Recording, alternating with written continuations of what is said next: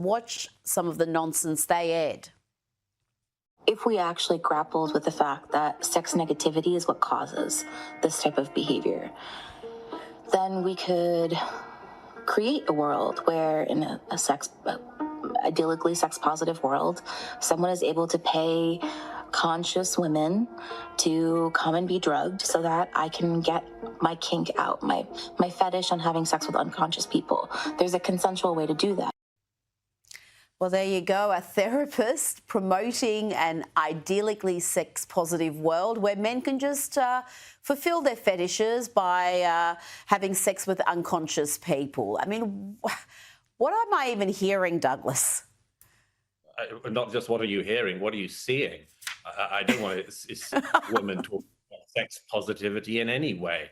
No, I mean, and look, this is the BBC is just so fantastically lost. By the way, there's a very clear reason for it. I'm not an enemy of the BBC. I'm a critic of it. I would like to see the BBC doing what it has boasted that it's doing, which it hasn't done for years, but which it has done at times in the past, which is to provide genuinely impartial journalism and a place where people can agree that there is a sort of non-biased, fact-based channel with all of its subsidiary channels, which you can go to get a trusted news source. And, you know, it's just so characteristic of the BBC and certain other media in this age. They set up all these things like BBC Verify to try to prove fake news in other media and on social media and so on. But they're pumping out fake news themselves, as the events of the last few days have shown. I mean, it's just completely unacceptable that an allegedly non-biased platform would be shown to have extreme bias in so many cases. And the point about that needs to come out is, as Charles Moore pointed out the other day, that the bias in the BBC always goes in one direction. You know, it's never like accidentally biased in favor of Nigel Farage. It's never accidentally biased against illegal migrants. It's never accidentally biased in favor of biological reality. No. It's always the same metropolitan left-wing tropes, the anti-Israelism, the anti-Trumpism, and so on. And it's because these journalists at the BBC, which used to be, I stress again, it used to be a real bastion where there were serious reporters, fact checkers, editors, presenters, and much more.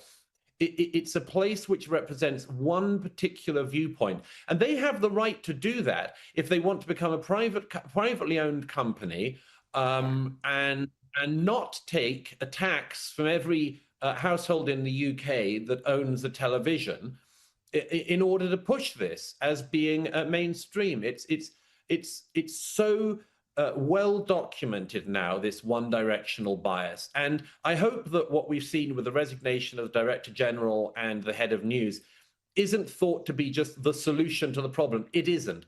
The problem is institutional in the BBC. Until it is a safe space for conservative-minded journalists and others to discuss openly in editorial meetings and elsewhere the sorts of things that they should be covering, then it has no right to claim impartiality.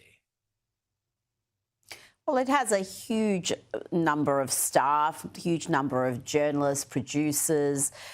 How many of them are conservative? How many of the ones who have programs, who are hosts, who are anchors on radio, on television, are conservatives? It's very easy just to determine the bias there. And as you said, they're taxpayer funded, so they have a charter. They're obliged to be balanced.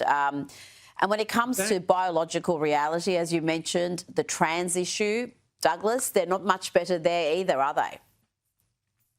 No, I mean, it's on all of these issues. You know, recently one of the newscasters got into some trouble because she had to read out a line about, what was it, birthing people, and something like that, and she sort of said women, you know, and slightly rolled her eyes and got into trouble for that.